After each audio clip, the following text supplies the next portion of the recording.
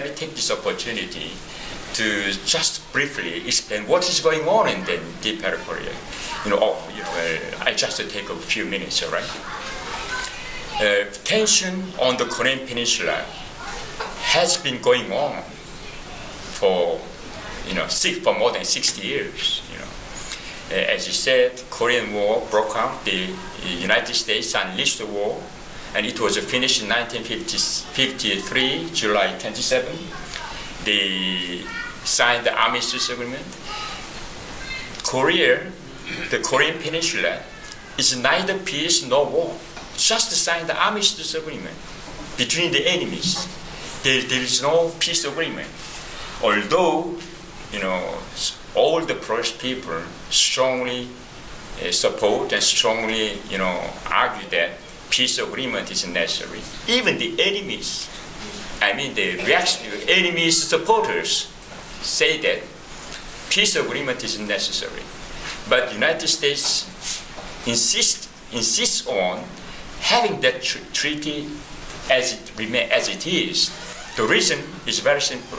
If the peace treaty is concluded, the United States has no ground to keep their troops stationing in South Korea with all the nuclear weapons and mass destructive weapons in South Korea. It is no secret that every day the United States has been bringing in all sorts of latest lethal weapons, mass destructive weapons into the Korean Peninsula.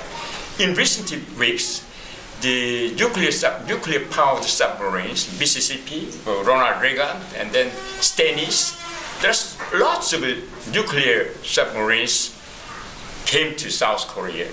And then the strategic bombers, B-52 and A-22 jet fighters, and then even what they call stealth fighters, all the up-to-date, modernized nuclear weapons and mass destructive weapons are brought in a massive way. And in practice, they're staging what they call the joint military exercise with South Korea, with lots of code names,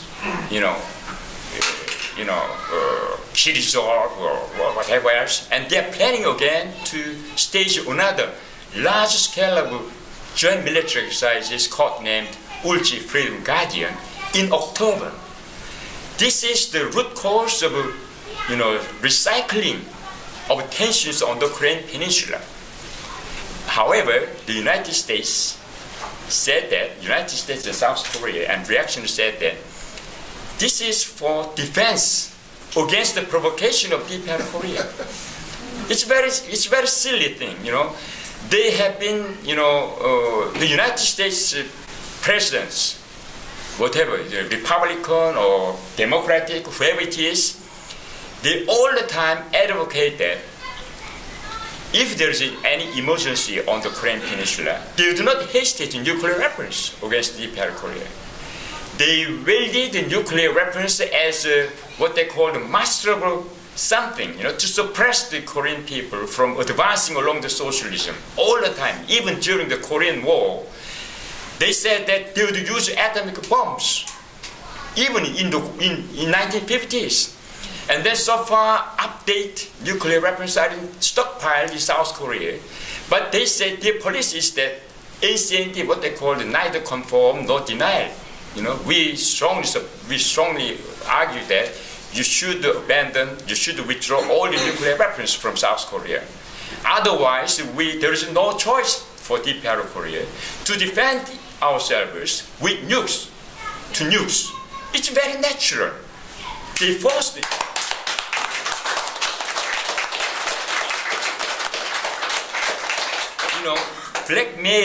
Openly blackmailing, saying they would use nuclear weapons, and practical nuclear war exercises forced the Deep Korea into being prepared to defend ourselves. Look around the world. If there's a nukes, they cannot invade easily. They know their fate. They know their fate will be doomed. So although we faced many difficulties under the sanctions, what they call the United Nations sanctions, the individual sanctions, and economic blockade, our leadership, particularly our General Kim Jong-il, and now our Comrade Kim Jong-un, said that we should build our national economy simultaneously at the same time. At the same time, we should strengthening our military strength. In other words, simultaneous. This is a policy of simultaneously developing national economy and national defense. So we don't deny that we invest a lot of money in military. We know that if we do not invest a lot of money in military, our people's living standard will be rich, will be more prosperous in the near future. But we cannot do that. United States do not want the Deep Korea to develop so fast in terms of building national economy so fast and building the basis for people's living standard. So that is why they are using all the opportunities to pressurize Deep Korea by fabricating stories, this story, that story, sanctions, resolutions. The more they pass the resolutions, the more the Deep Korean people are awakened, the more they united around our leadership. So far, so good. Deep Korea, we said that nuclear weapons is not monopoly of the United States anymore. So, very recently, our Korean People's Army successfully, exercises targeting the ports and airports of South Korea, where the United States would use for bringing in their troops in emergency. They openly said that we bring in, a large number of, United States troops in Guam, in mainland, to South Korea immediately. So we should prepare. They said that it is a provocation. But who is a real provocator? Bringing all nuclear weapons, exercises all the time, in January, in February, in March, in April, and then in coming August, they are making a large scale of practical war exercises. They even say that the purpose of those exercises is to decapitate the leadership of the Deep Korea. And they said that this is for occupy Pyongyang. They openly said that. And they openly said that mock exercises is necessary. They did actually by mobilizing all the military equipment and personnel. So under that circumstance, we have to do that.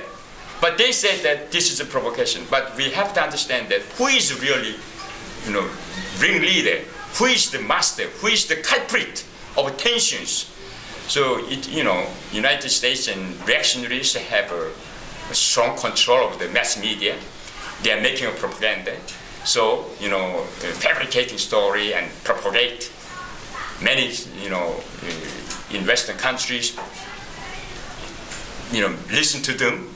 And then they think, oh, that is true. But we open the door open. We open the door very widely. Many people, even in UK, the tourists to Deep Korea is increasing.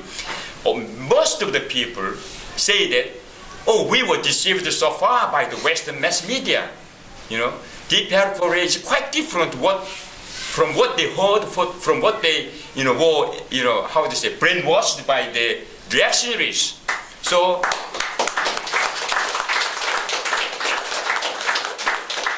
I think I'd like to stress that solidarity movement as well as mutual wisdom are very important.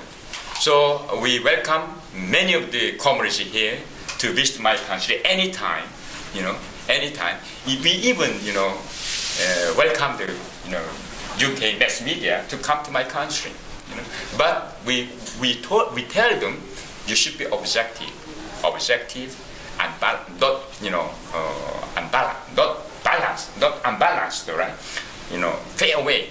So many journalists came back and they wrote to the Bialik in Korea, and we in that terms our party has a very good relationship with the party, giving strong support and receiving support. This is really good model of internationalism, and also run with Cuba, Venezuela, Laos, People's Democratic Republic of Laos, and other social countries. So we'll go in advance, upholding the banner of socialism, without yielding to any pressure, without any sanctions and blockade.